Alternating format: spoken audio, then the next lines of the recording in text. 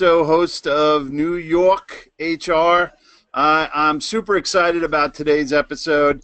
We got some ugly mugs on here. Actually, there's some of these guys are really good-looking guys, but at least compared to me. But here I am with my host, Steve Levy. Steve, say hello. Hello, everyone. Steve Levy from a very atypical New York Starbucks today. Fantastic. Awesome. And our guest today is Jonathan Kestenbaum. He is the managing director of Techlabs. Jonathan, where are you coming from? That doesn't look like a Starbucks. I'm at a beautiful Hilton Hotel in San Francisco, my favorite city in the world. San Francisco. So you're a New York guy doing the West Coast thing. Well, yeah, wait a second. Anthony, John, if San Francisco is your favorite city in the world, I was being sarcastic. Why the hell are we on? Yeah, we have you on here in New York HR. I was being sarcastic. I really don't like this place. New York is the best city. Nothing better. Basically, all our San Franciscan attendees have now left, but that's all right. New York is number one. Everything else is number two. That's okay. What are you doing on the West Coast other than listening to some West Coast rap and doing the whole East Coast West Coast representation? I'm out here for the HR Tech World Conference, sponsored by HRN. I'm speaking on Tuesday about trends in talent acquisition technology, and I'm leading a venture capital panel to tell startups what venture capitalists look for in early stage founders. Wow, cool. And I'm sure we'll hear some precursor to that, I assume, today when we talk to you. Well, great. Well, great to have you on board. First of all, we want to, again, thank John and his team, Techlabs, for providing our go-to meeting today. So thank you guys. You guys have been a great supporter of this, what I would call a startup video interview thing that Steve and I are doing. So why don't we get right into it? Let's talk a little about So the first thing we like to do on New York HR is we like to learn about the people we're talking to.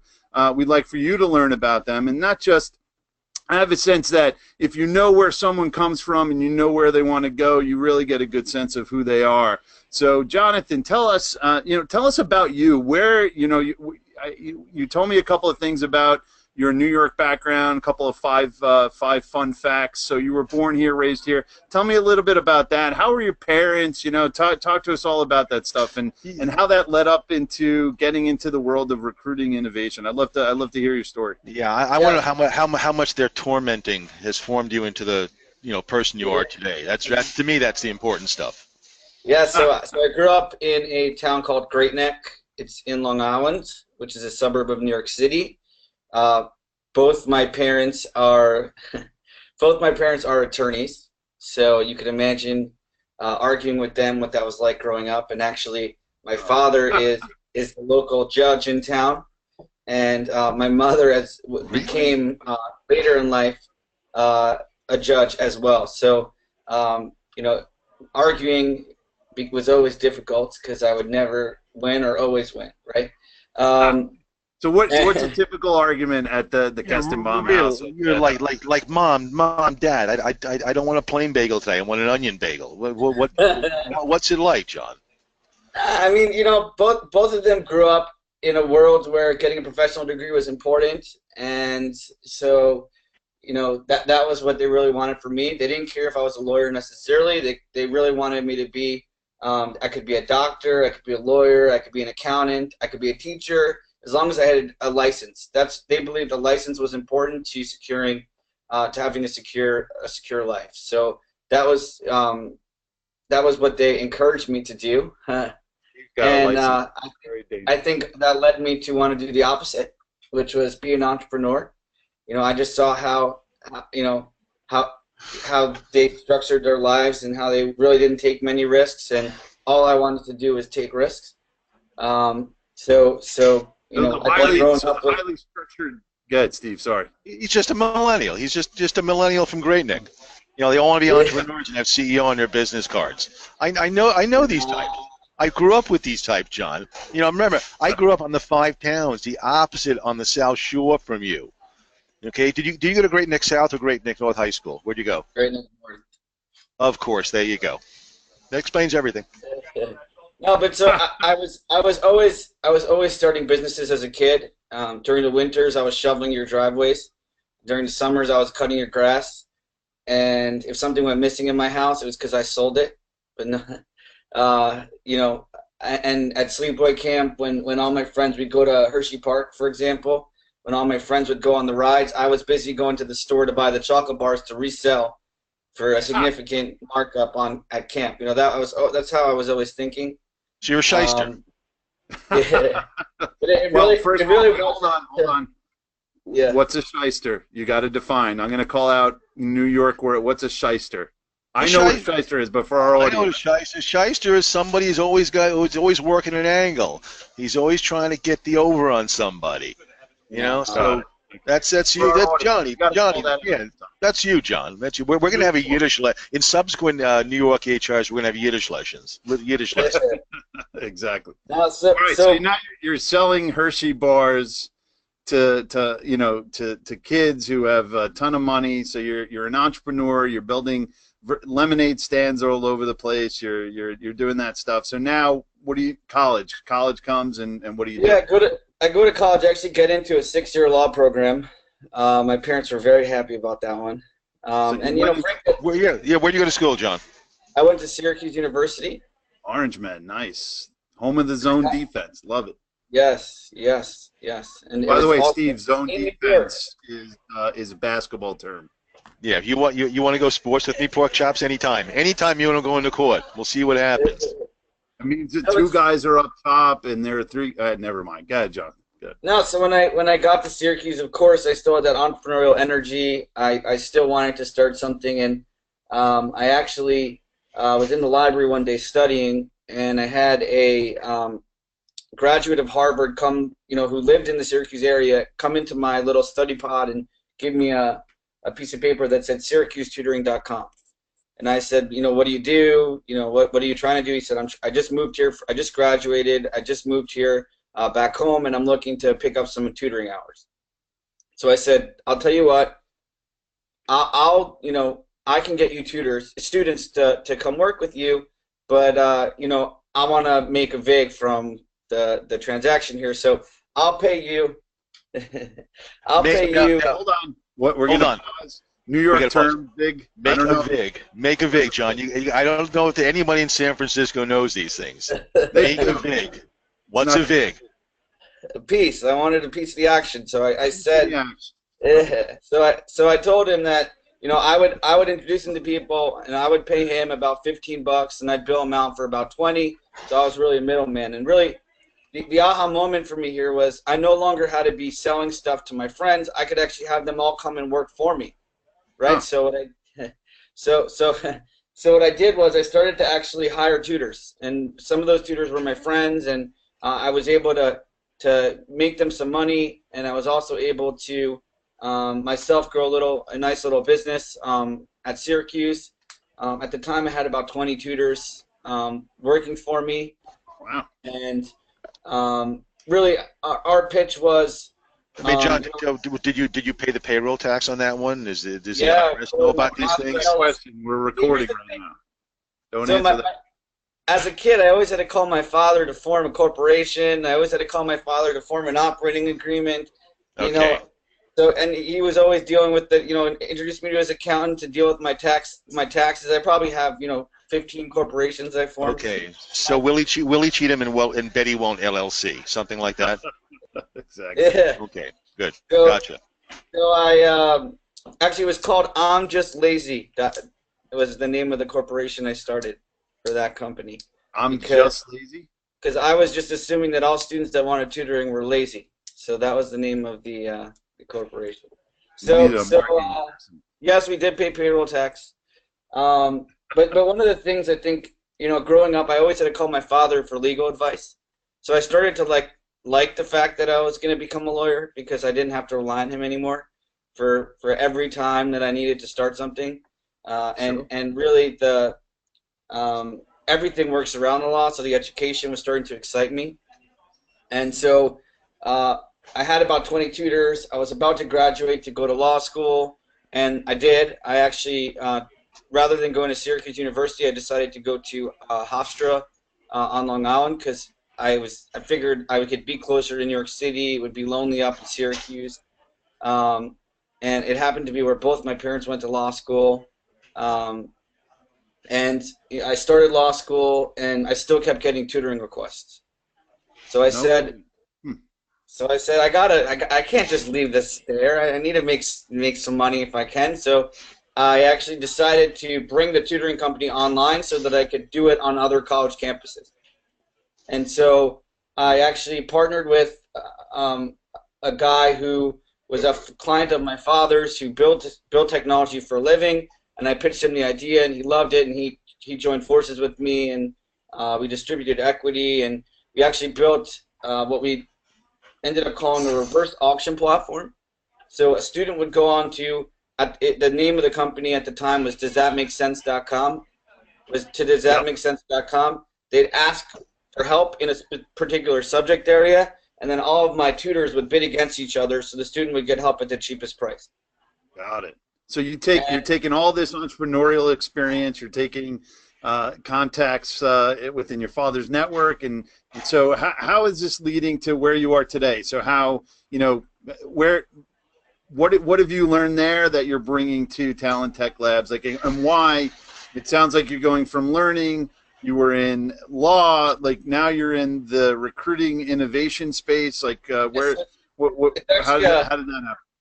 It's a pretty straightforward path. So what happened was, during the time I was running the tutoring platform, I connected with a number of CEOs of staffing firms who all were interested in the technology that we built. One from an investment perspective, but also from, I was really running a talent acquisition technology company. So, it was interesting for them to see how I was leveraging technology to make my business process more efficient. Now, I thought I was running an education company, so I kind of said, hey, I'm not interested in talking to you guys, right? but I was able to develop a network within the staffing vertical, the talent acquisition space. And so in 2012, I sold the tutoring company, and I really wanted to dive deeper into this talent acquisition technology space. And for a period of about 2 years, I started to make investments, and that's when I did the Jeremy Lin investment, and I could kind of talk to how that happened, as we dive deeper here, but and a few others. But in 2014, I really decided that in order to make good investments and actually make money in the startup space, you have to really focus on one industry and grow your network deep in that industry. And the only way I was going to be able to do that was if I partnered with other experts out there in the space. And so Gene Holtzman actually was trying to start an incubator at Mitchell Martin, and I saw a job rec for it, and so I reached out to him and we connected, and I had obviously connected with him previously, and that was how it all started with Talent Tech, and that, this line of really just wanting to get deeper into the talent acquisition space so I could grow my network and understand how to make better investments. And what attracted you about talent acquisition? Why that versus HR versus SaaS market, whatever it is? Like, why talent acquisition? Yeah, because John, HR tech world it's a monster show now, and when it comes to recruiting tech, we're still just scratching the surface. We see a good deal of recruiting tech companies at the EREs, the SourceCons of the world. But the bulk of tech in the HR space seems to be pretty standard, along the lines of some HRMS type thing. Well, so what differentiates HR tech from recruiting tech in your mind, and why have you gone down this road? Yeah, so one, I like the fact that when I was doing the tutoring business, I was actually helping people like support families, like they're making money from what I was doing. Right, in any business you run, they do that, but I was really helping them get jobs. And that made me feel good, so I was able to feel like I was doing something good. Separately, when I really dove into the HR space, and I really defined the space as like HR, HRS, right? And then you have talent acquisition, talent management, and core HR. And the talent management space had already been consolidated a lot. There were a lot of acquisitions. A lot of the innovation that I was seeing was happening around the SMBs. And in small businesses are hard to corral. It takes a lot of marketing dollars. And in the talent acquisition space, to Steve's point, it was the Wild West. I mean, there were so many different point solutions, and it was significant. There was no one was happy with the technology they were using. So to me, it seemed like a great opportunity to come in and try to make sense of the mess that was going on. Yeah, I mean it makes sense. I mean, I have and Steve, has been a lifelong recruiter. I've been in HR. I've done recruiting, and I felt like HR tech recruiting has been a space where I think there's an incredible amount of white space. It's incredibly hard to get into. There are key players in that space that have held on to market share for quite a while with doing very little innovation around their platforms and really thinking about what's the future of whatever, future of blank.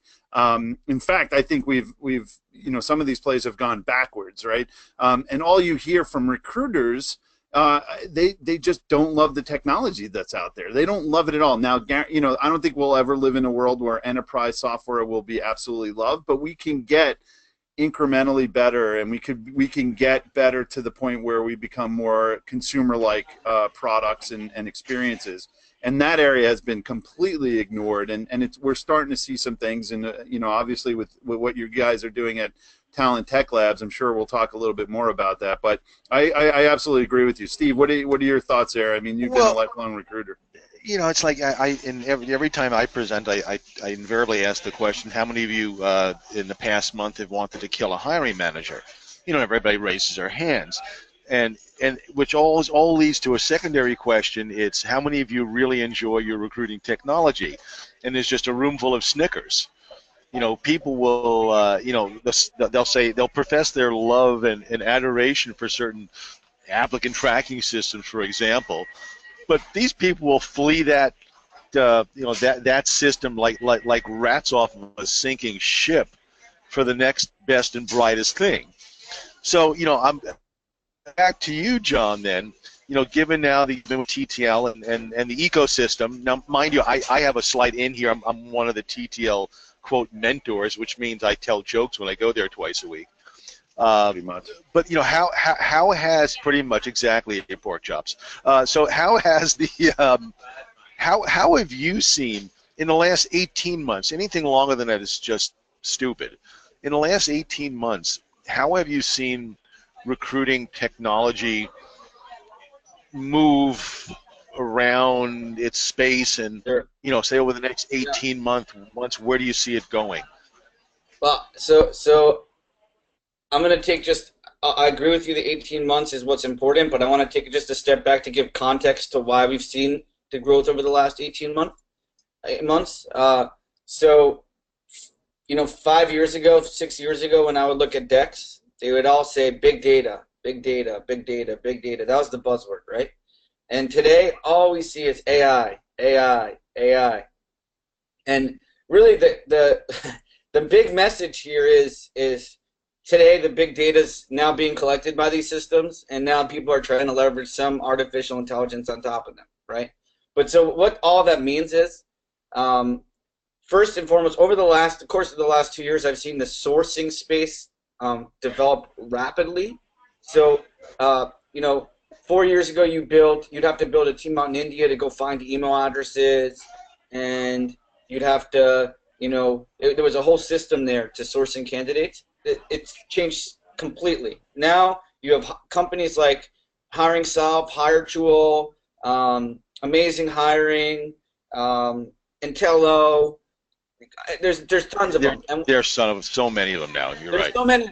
But the point and here none of them sponsored the show, by the way. So if you're listening, not yet, at least. Give it exactly. Not yet, at least. You don't need a team in India anymore. You could build a database of 1 billion people overnight. And so what that's done is that's moved us into this. Actually, John, I want to take exception. You don't have to have a team in India. There are sourcing teams that are located not just in India, but frankly all around APAC and in Africa. So it's not just India. Don't slam John for being such a cultural misogynist. He knows that these teams are located in every continent. Midwest, Canada, wherever they're all over. They're all over. Anyone with an account on Monster, Career Builder, and Dice are calling them sourcing experts these days. So Right. Yeah. Right. Well, There not has all to be of a us. better way. Not all of Well, us can be, talent acquisition hackers, Steve. We apologize, some of us. But anyway, just for the note for the audience, this is an AI version of Steve Levy. So AI is actually infiltrating all the. So that's not really Steve. It's actually an AI version. No, and the thing of pork chops there, AI doesn't stand for artificial intelligence, stands for augmented intelligence. Is a big difference. Exactly. Exactly. Exactly. All right. well, So we're you see the opportunity. Sourcing is where you're seeing the trend. So where are we? Where are we today? yeah. So sourcing's changed significantly. What that means now is if anyone can create a database and figure out which candidates should be applying to their jobs, the next step really is engagement, and that's what we've been seeing over the course of the last year. So you've seen rapid the CRMs have started to get into the space and be implemented. You're starting to hear the noise about AI, and really, it's way early. Really 90% of what we see is just noise. But the concept here is we will eventually be able to leverage AI to help with some early engagement. Today, what we see, and to Steve's point of augmented intelligence, we're seeing a lot of intelligent workflows, not artificially intelligent workflows. But so I really think that the next year, 2 years is going to be about engagement and effectively solving this candidate engagement problem. So what is the problem? So what's the engagement? So and Steve, maybe you could walk us through like the outside of technology. What's engagement? How do you define that? Well, first and foremost, it's part of the overall realm of candidate engagement, and again, even that doesn't do justice to it. It's everyone here has had interviews that in which promises were made and then nothing ever happened. We've all been pinged with glorious outreaches that promise the moon and the stars an incredible job, and some cases we might have accepted it, and we see that it is crap. Engagement is making it. Think of the first date. John's getting married this fall. I happen to know that since I hear about his wedding plans every time I go in there. We think about John, that the first time that probably your judge parents fixed her up, talked to her parents and fixed you up with this incredible, date thing going on here. You know how you felt the first time you met her. When she wasn't, Blush, by the way. when she wasn't beating you into getting into some luggage business or things like that. There's Before a all good of this. story about how we met too, actually. There. And so that's, I mean, in a real sense, this is what engagement is like. So tell that story and then take that into, some of these candidate engagement systems and which ones excite you. And I'm going to put you on the spot for that one. Yeah, sure. No, How the did story how about did, how how I did, met how Lindsay. did you and Lindsay get to know? Yeah, so my buddy, we had a mutual friend, and my buddy, she wanted to start a company. So my buddy told her that I could build her website for her. Little did he know that I'm not a developer. I don't build websites. He just knew I was in technology. So she spent like 45 minutes pitching me her idea, and I basically said, hey, I like it. This is what I would do differently. I don't have any time to help you. I'm really busy, but how's about we go on a date? So I flipped the pitch back to her, and I'm thinking, yes, I just scored a date, and she's thinking, yes, I'm going to be able to convince this kid to build my website. For Right? free. So, for free. Yeah. So of course she won. I ended up having to build the website. Now we're getting married. But so funny story. But Sounds like you both won. yeah, we both won it. Yes. So engagement to me also, just to kind of reiterate what Steve said, is also about one, letting the potential candidates know about the brand, like the company. So there's some employer branding built into that engagement. But then also letting them know specifically about the job, because I believe that 95. Go ahead, John. Sorry. Go finish. I believe that 95% of the people that you want are already employed. So when you say that, letting the candidate know about your brand. Hold on, Steve. Like, let's talk about folks that maybe aren't sitting in this world. am I now expecting emails from employer? Like I get emails all the time, and I hit unsubscribe. It's crazy. Like every Monday, it seems like every Monday morning when I come back from the weekend, I'm angry. People are sending me spam emails, and I'm unsubscribing on Monday morning before I get to hit my productivity stride. Are we seeing? Is this what you're talking about? You're talking about like CRM. When I hear CRM, I'm thinking, boom, we're getting, instead of in-malls, which my friend Steve Levy loves to call them. Are we going to now get mauled in our inboxes by employers? To people that do it right, it's not about spamming candidates, right? But I think they're within the whole system. You're going to see some email spam, some text message spam. There's a new thing called RVM, ringless voicemail, so it doesn't even ring your phone; it just leaves a voicemail. You're going to see. Hold on. So not only email, I'm going to get text messaging, which when you think of your mobile phone, it's the most private device you have. Obviously, I know that's not the case, but at least maybe in your life it is. Yeah. So I'm going to get text messages, and then I'm going to get phantom voicemails from recruiters or employers. But here's the thing. Those are not the people that are doing it right. The point here, engagement done right, is actually these technologies allowing recruiters to be able to effectively build relationships with the candidates that they want to come work at their company. And so I think when someone says to me, a day in the life of a recruiter in 2020, like, are they going to be disintermediated? I believe no.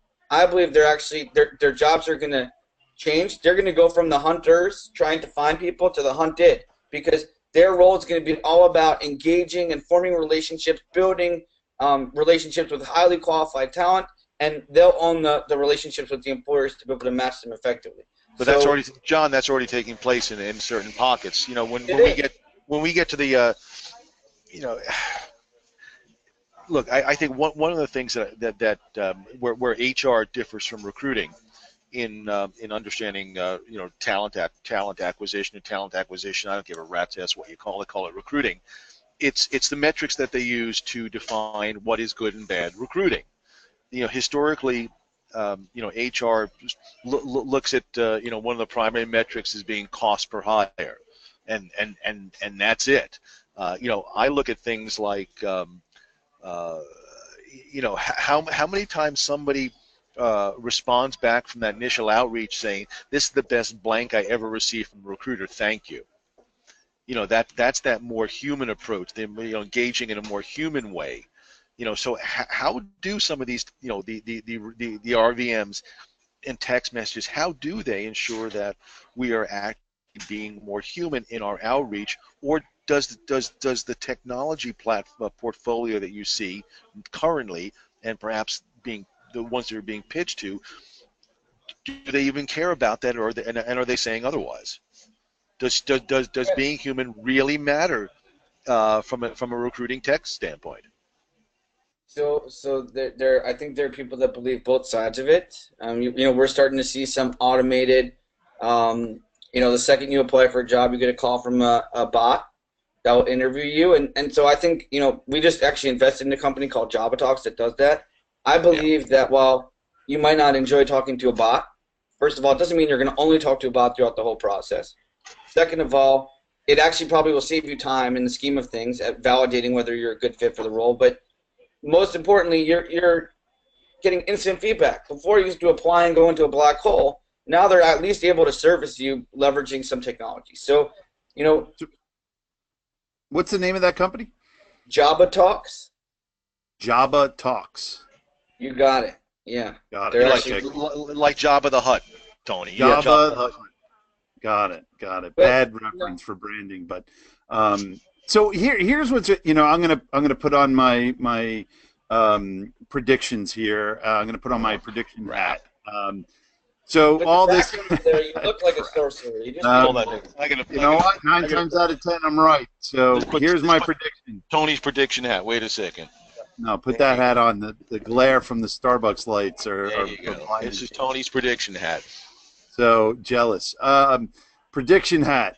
1, allowing this stuff to happen is 90% of the people are going to do it wrong. 90% of the companies will spam. It's going to be bad. Now, the good news is the 10% that do it right will be differentiated in the marketplace.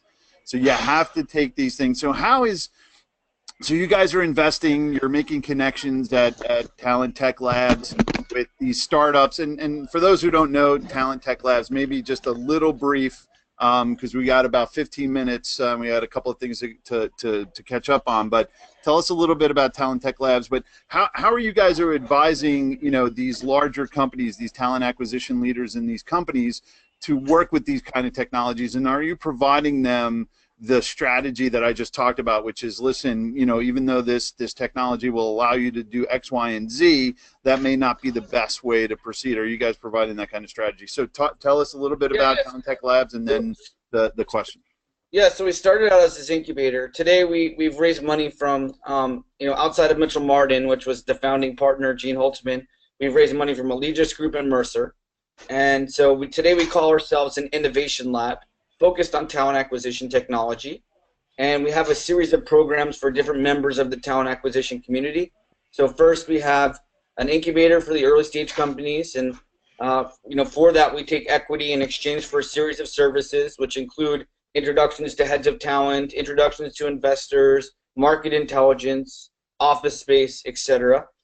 We have a later stage accelerator, so companies that either graduated our incubator or that didn't join our incubator for whatever reason or been around before we existed, have the opportunity to access some of our services on a pay-to-play basis, but it's highly selective, and they have to hit certain revenue targets to be able to participate in that program.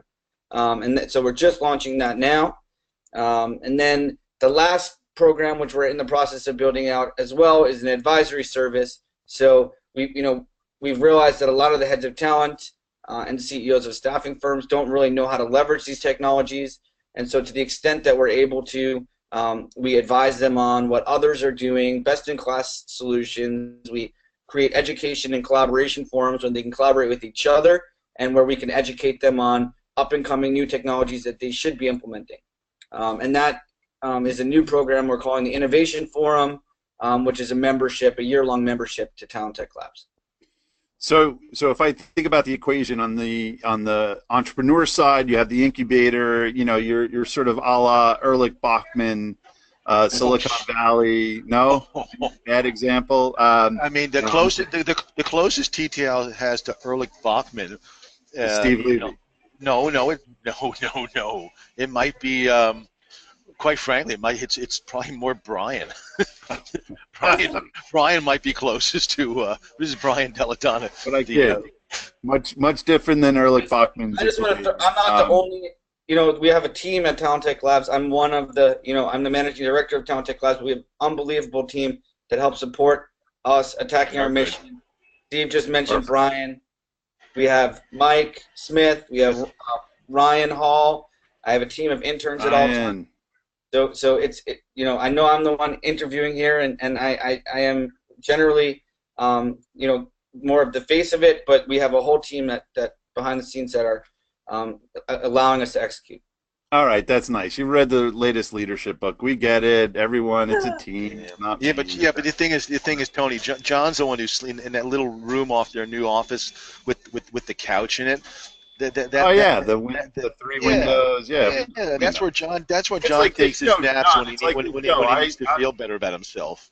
It's like this show. I run it, and Steve's there. That's how we do it. Yeah. So you have on the incubator, you have Ehrlich Bachman, and then on the other side, you were just talking about a program. Now that's specific to talent leaders or recruiting leaders within companies, and so small, mid-size, enterprise level.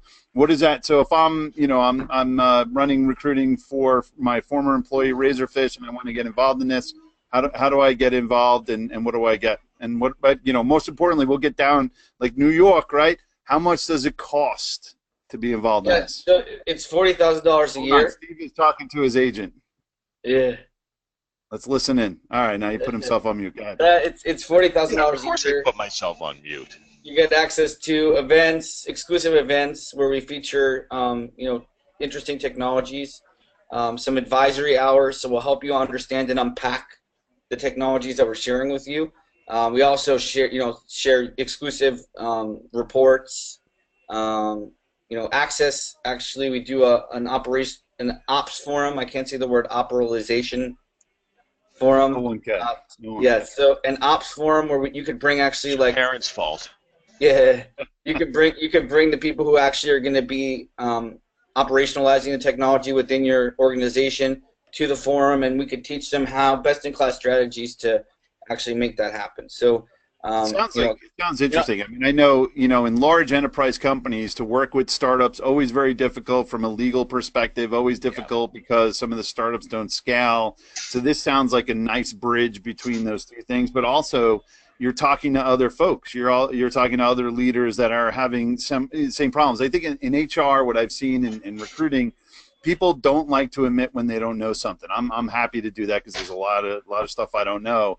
But to talk to other people, to get access to all these entrepreneurs, that to me, 40,000 is like nothing. What are we talking? If we do that over a monthly charge, it sounds like a great investment, especially getting access to all these cutting edge technologies. Yep. No, I agree. Of course you do. It's your program. But anyway, so actually, we got a couple of minutes left. Let's stay on topic here because it's interesting. Top three, and I know this is not advertising for your incubators. I mean, if it's inside your incubator, outside, whatever. Top three companies that are doing interesting things in talent acquisition. Who are they? What are they doing? I personally feel like there's so much white space. A lot of companies say they're innovating, and then when you go under the covers or whatever, you're finding none of it's innovative at all. Or as we say in New York, it's same shit, different day. Same shit, different day. Yeah, and well, I'd love to get into Steve Levy's MTA transport, how to run in New York, but I want to stay on recruiting innovation because I think it's interesting. So, top three companies that are doing some interesting things. Put you on the spot. Yeah, so most of my incubator companies are early stage. That aren't in the incubator. How's that one? Yeah. I'm gonna avoid ecosystem. enemies. No, I mean, listen. Filter it out based on what they're doing from an interesting. If they're in the incubator, that's fine too. And it's it's not free advertising. This is real discussion. This is New York HR. Real. No, so most of my incubator companies are relatively early stage, right? So I think that it makes sense to talk about later stage, which are actually probably ready to go, ready to implement by larger companies. So first, I think every company should be using a social search tool. I think that it's a no-brainer. So technologies, I'm just gonna stick to that category as one category. Hire tool, hiring solved. I'm a big fan of. Hiring solved. One word. Yes. Yeah. Yep. Then I think in the matching technology category, my favorite player right now is Hired Score. See a trend here so far? Yeah, well, I mean, it's good. Keep going. I've demoed over 1,500 of these. They all have talent this, hired that, and then I think a pure disruptive play. I'm going to give a shout out to one incubated company here, which is Interview Check, because they're doing really, really well. And with the model that they've built allows them to be able to eliminate salespeople from a staffing firm. So it's a really interesting model, and lower operating costs. And so it eliminates? They kill salespeople? That's terrible. No, what? So basically, they deliver candidates to employers. They deliver candidates to employers through email, through this tech platform they've created, which allows them to not have to hire salespeople. So it's a bit more than that. They have a novel way of. It's a sourcing / ad tech combo tool in a way. They do a very good job of outreach. And their messaging, their engagement is getting better and better. It's something that most companies of a certain size should consider. I know I'm gonna Josh is gonna talk to me when he gets back when I see him next on this one. I think it works up to companies of a certain size. you know, for those with less well-formed recruiting functions. Okay. They do, again. I know all the folks who work there and the folks who have worked there, and it's a very good resource to consider. Interviewjet.com, is that right, John? Interviewjet.com. Yeah. Yep. Well, let's go through that. So hiring solved was the first one, right? Hiring solved. Hiring solved.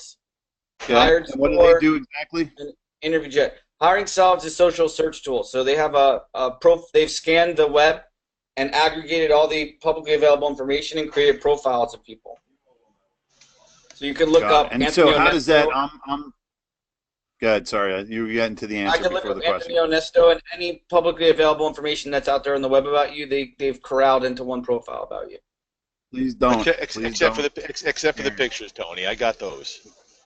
Yeah, keep those. Keep those. We'll talk about that.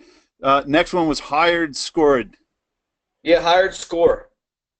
Hired score. What do they do? Yeah, so they have matching technology that actually integrates with your ATS, so you could cut out your ATS's matching technology and actually use theirs instead.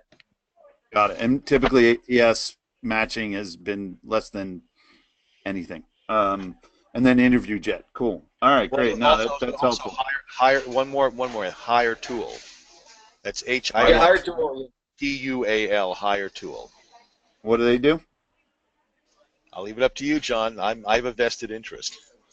Yeah. No, well, they allow you to actually get the candidate's information while you're surfing the web. They have a browser extension that allows you to see a candidate's information. Yeah, I'm on one of their advisory board members. It does substantially more than that. Profiling, incredible pipeline tool on an enterprise level. I don't know if you've seen that one, John. Yeah.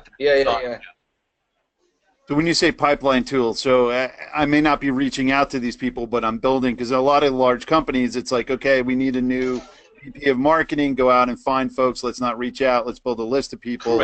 Correct. And the whole key here is to identify actionable personal information, quote personal, that pertains to the professional work that you want the person to do if they were to be hired. And that goes to the whole engagement piece, is, you know, making it personal. So you're not just saying, oh, I looked at your LinkedIn profile and I love it! Exclamation point. It's substantially more personal than that. Got it. So if it empowers you to understand a little bit more about the individual, customize your message to them, actually, you know, make sure that you're interested in what they're doing, or at least make the message so it's not just, hey, I saw your LinkedIn. Yeah, like the 17 I got this morning. Yes, 17. Wonderful. It really was 17. Actually, there were 24 this morning in LinkedIn. So, Jonathan, a couple of things before we wrap up. We're about quarter to the hour. Couple of things. So if someone in the recruiting function is interested in this program, how do they get in touch with you? Yeah, well, you could go to our website, talenttechlabs.com, and there'll be contact information there, or you could just email me directly. It's j@talenttechlabs.com. So the letter j@talenttechlabs.com. And also, I'm a 20-year HR guy, and I have a great talent. I have a 20-year HR guy, and I have a great idea, and I want to incubate it. Same thing. Reach out to you. Same thing. I'll route it to the right people within my organization. Got it. Sorry, Steve. What were you saying? No, I was going to say give Mike Smith. Mike seems to do more work than you do now, John. So might as well just pile it on him. Great. Last thing, we cover this we end the show with this every time. You're a New Yorker. You're born and raised here. Favorite pizza by the slice location? Steve gave us one last show. It was okay. How about you? Yeah, so it really depends on the slice. Oh man, okay. Don't be attorney. You take your lawyer hat. Then I'm gonna tell you the slice you have to get at the place. So best pizza on First, which is it's between 56th and 57th on First Avenue, has a chicken alla vodka slice. You'll never want to eat a regular slice again. You'll want to eat this chicken. You'll also never fit into your tuxedo on your wedding day if you keep eating those. From the chicken alla vodka slice. Yep. What's the name of the place? Best Pizza on First. Best pizza on First. First, Wow. 56. Yeah, but Tony, we're going to have to do a show from there, Tony. We're going to have to do pictures of us eating all these slices. They don't have the best, not the best, cheese slice in New York City. The best chicken vodka slice. Okay. I got one more question. Since you are from Great Neck, and you're going to have a hoop over wedding coming up this fall, what's your favorite bagel? This is an important question. Yeah, so what's your favorite bagel in New York? These days I'm eating whole wheat everything, but I like an everything bagel with scallion cream cheese, tomatoes, onions, lox. Really, your typical Sunday Jew breakfast I've had my whole life. I'm trying to get one here actually today in San Francisco. I think it's going to be difficult. No, all right. You know what we should do? We've gone from pizza bagels. Favorite pizza bagel place is the next one. Steve's Black Panther. So we're done for today. We're done for this month. We're back. Jonathan, thank you very much. Techlabs.com, right? Is that the website? You got Talent Techlabs, and you didn't muff it up. You didn't muff it up once, Anthony. Not once, because I wrote it down. Not once. So next month? When's our next show? Just so we don't have a date yet, but we do have a guest. Really excited to announce Claude Silver, the Chief Heart Officer at Vayner Media. Really awesome background. Chief Heart Officer. She runs HR for them and recruiting, and really excited to have her on board. Really miserable heart. Very unique background too. Like, she's really super interesting. So excited to have her on board. Jonathan, thank you so much for your and if you're interested in being a guest on here, you've got a good HR perspective, and you're a New Yorker. Let us know. We'll get in touch with you. Absolutely. Yeah. All right, guys. We'll see you. Take care. Cheers, yo.